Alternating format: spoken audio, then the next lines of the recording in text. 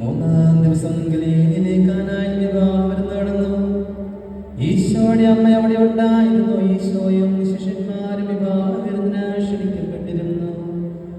അവരുടെ വീഞ്ഞ് തീർന്നു പോയപ്പോൾ ഈശോയുടെ അമ്മ അവനോട് പറഞ്ഞു, ജീസനും എലിസബത്ത് വിവാഹം കൂദാശ വഴി സഭയിൽ ഒരു കുടുംബത്തിന് രൂപം നൽകുന്നതിന് വേണ്ടിയുള്ള പ്രധാനമായ തെരഞ്ഞെടുപ്പിന് മനസ്സുകൊണ്ട് ദൈവത്തിന് മുൻപിൽ, സഭയ്ക്ക് മുൻപിൽ ഏറ്റുപറഞ്ഞ് ജീവിതം ആരംഭിക്കുന്നതിൻ്റെ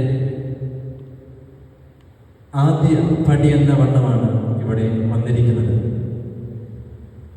പ്രായപൂർത്തിയായ ഏതൊരു ചെറുപ്പക്കാരനെ സംബന്ധിച്ച് അവൻ്റെ ജീവിതത്തിലെ ഏറ്റവും സുപ്രധാനമായ ഒരു ദിവസമാണ് വിവാഹമെന്ന കൂദാശ സ്വീകരിക്കുന്നത്. ഹർഷഭൂമിൽ ചോദിച്ചു, താങ്കളുടെ ജീവിതത്തിലെ ഏറ്റവും മനോഹരമായ അല്ലെങ്കിൽ ജീവിത സുപ്രധാനമായ ദിവസം ഏതാണെന്ന് ചോദിച്ചാൽ താങ്കൾ എന്തും പറയും? എല്ലാവർക്കും അറിയാവുന്നതുപോലെ ക്രിക്കറ്റ് ഇതിഹാസമാണ്.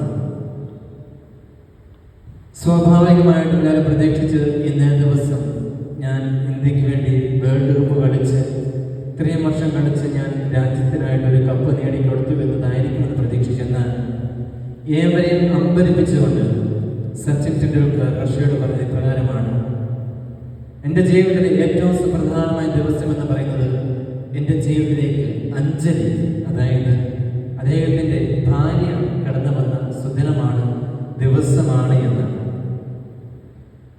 ജീസനും എലിസബത്തിനും പരസ്പരം പറയാൻ സാധിക്കണം, എൻ്റെ ജീവിതത്തിലേക്ക് ഏറ്റവും സുപ്രധാനമായ ദിവസം എന്ന് പറയുന്നത് 2026 മെയ് മാസം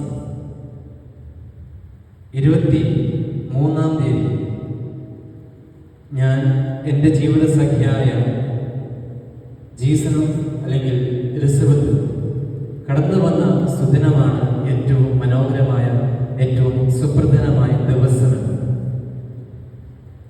എന്നെ സംബന്ധിച്ച് ഞങ്ങൾ രണ്ട് വ്യത്യസ്ത സ്ഥലങ്ങളിൽ നിന്നാണ് വരുന്നത്. ഞാൻ ഹൈറേഞ്ചുകാരനാണ്. എലിസബത്ത് നാട്ടിൽ തന്നെ വളർന്നു വന്ന ഒരു വ്യക്തിയാണ്. വലിയ രീതിയിലുള്ള നേരിട്ടുള്ള ബന്ധങ്ങളൊന്നും ഇല്ല എങ്കിൽ പോലും മാനസികമായിട്ട് നല്ല രീതിയിൽ ബന്ധങ്ങൾ കീപ്പ് ചെയ്യാൻ സാധിക്കുന്ന ഒരു വ്യക്തിയാണ് എലിസബത്ത്. ഞാൻ മനസ്സിലാക്കുകയാണ്. പ്രത്യേകിച്ച് ലിസ്യാൻഡിയുടെ പഴയ കാലത്തെ ഒരു ഫോട്ടോ കണ്ടിരിക്കണം ഞാൻ കഴിഞ്ഞ ദിവസം.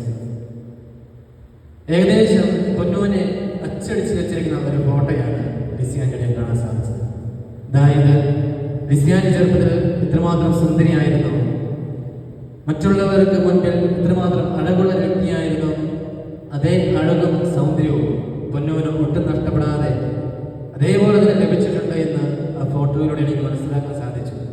ഇന്ന് ഞാൻ വീട്ടിൽ വന്നപ്പോൾ ഞാൻ ലിസ്യാൻഡിനാണ് അതായത് എൻ്റെ പാപ്പന്മാരോടും പേരപ്പന്മാരോട് ചോദിച്ചപ്പോൾ മൂത്ത പേരപ്പൻ വേണ്ടപ്പ മാത്യു മണ്ണാറകളുടെ പറഞ്ഞത് ലിസീനെ പോലെ തന്നെ ആണ് പൊന്നൂമെന്നാണ്. ലിസീനെ കെട്ടിക്കുന്നതിന് ലിസിക്ക് ഇതേ പൊക്കമായിരുന്നു. രാജ്യങ്ങളിന് ഏകദേശം ലിസീനേക്ക് നല്ല കയറ്റുണ്ടായിരുന്നു. സമാനമായിട്ടാണ് രണ്ടുപേരും ഇന്ന് പള്ളിയിലായിരിക്കുന്നത്. സുന്ദരിയും സുമുഖനുമായ രണ്ടുപേര് മുമ്പിൽ നിൽക്കുമ്പോൾ നിങ്ങൾ മനസ്സിലാക്കേണ്ട കാര്യമുണ്ട്, സൗന്ദര്യം ഒരു ആന്തരികം മാത്രമാണ്. കുറച്ച് പ്രായം ചെല്ലുമ്പോൾ ഈ സൗന്ദര്യമൊക്കെ മാറും. ചുക്കും ചുളിവുമൊക്കെ മുഖത്തും ശരീരത്തിനൊക്കെ ഉണ്ടാകും. പക്ഷേ സ്നേഹം എന്നത് ഇപ്പോൾ നിങ്ങൾക്കുള്ള അതേ സ്നേഹം അവസാനം വരെ നഷ്ടപ്പെടുത്താതെ കാത്തു സൂക്ഷിക്കാൻ നിങ്ങൾക്ക് സാധിക്കണം.